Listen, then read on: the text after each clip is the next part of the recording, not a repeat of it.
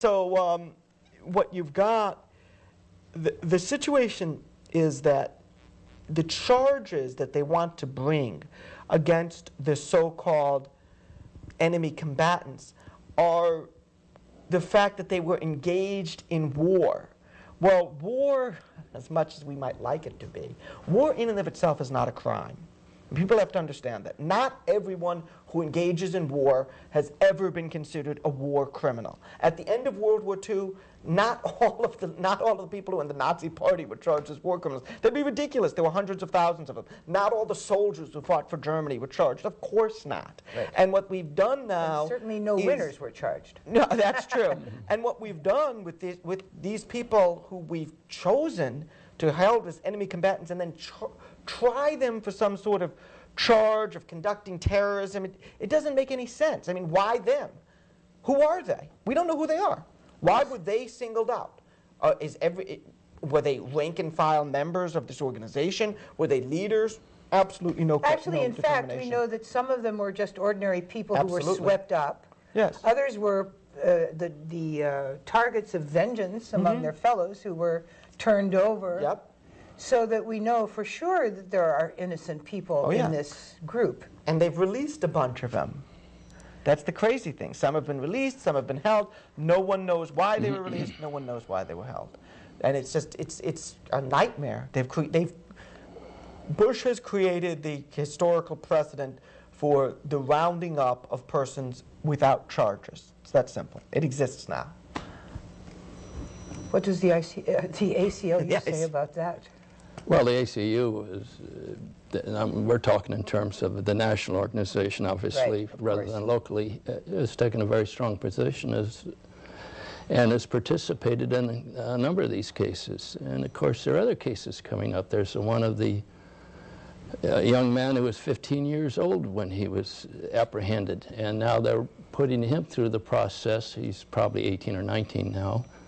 And he may face the death penalty. Now, I would defer to Jeff, but I believe in the Geneva Convention there is provisions about child soldiers. Oh, yeah, that's true. And we're totally ignoring that. We're processing through the children. He's now an adult, but he's accused of the acts he committed when he was 15 years old. And he's going through the process right now, and apparently the administration sees nothing wrong with prosecuting under their tribunal 15-year-old, somebody accused of committing a crime when they're 15 years old. So what does the ACLU do when you say that they have participated in some of these cases? What have they done? Well, do they file friends of the...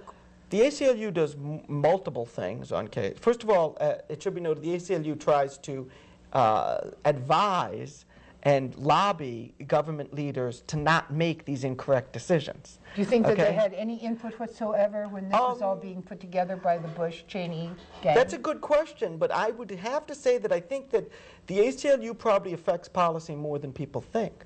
I think the ACLU is very often when bills come up in local, state, federal level, the ACLU is very quick to write, to research it, write opinion letters, tell people we think this could be a violation of the Constitution. We have lobbyists working in Sacramento and in Washington, D.C., and I think that their positions do get heard. I don't think people should think that that the voice hasn't been heard. I think it has been heard. More needs to be done. Then it's possible that Gonzalez read opinions like that and didn't understand them. Well, it's possible. And then there's litigation, and the ACLU sometimes serves as the attorneys for certain persons, and they also do file amicus briefs, so they do all of those things. But don't think, as many people do of the ACLU, as only being involved, filing a lawsuit on somebody's behalf. The organization is, frequently I get them on their email list, telling people, contact members of the Senate, tell people what you think about this issue, lobby against this, point out, the ridiculous vote that was made a few weeks ago by the Democrats to support FISA, even to give Bush everything he wanted and more. Plus more than he asked for. As the Bee said 2 days ago, I still can't believe that I just read this, the Democrats in Congress conceding that the president was in a very strong position. Right. We're planning to give him everything he wanted and then more. Yes. This blows my mind. Right. Well, as you know, the ACLU is a nonpartisan organization. Of course, I Just wanna wouldn't make ask the- for any partisanship Right. Okay. from you. Thank you. But just standing for the Bill of Rights Yeah. puts you on the different Sure. side of the ball court than the current owners of the Most House. of the time. Most of the time. I think it's extremely important that they do try to head these things off before they become, before they come into reality, because it seems so very hard to turn them around once they are instituted. That's correct.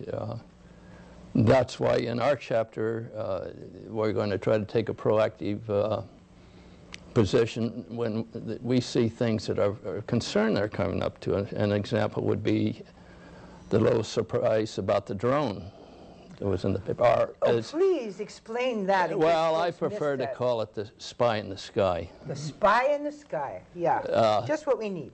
Well, what has happened, I believe they're getting a grant from the federal government From Homeland Insecurity. to acquire this drone, which purportedly will assist them at crime scenes and will do it better than the helicopters. The concern we have, and many other people have, is that where they will stop in the future? And we don't know. Right now, if they do what they say they're going to do, they'll have to hold it on the ground until they're investigating a crime scene or there's a crime in progress, And then go up, do their circling around, and after the people are apprehended, then fly back to their base and sit down. And not look at anything else while they're up there. I think they might fly Because you over know they people's never homes. will, Now, right? no, and this kind of, at least for me, it snuck up on me. I didn't know about it until I read in the Bee. Now, this didn't start yesterday. This started some time ago to go through the grant writing and everything you have to do.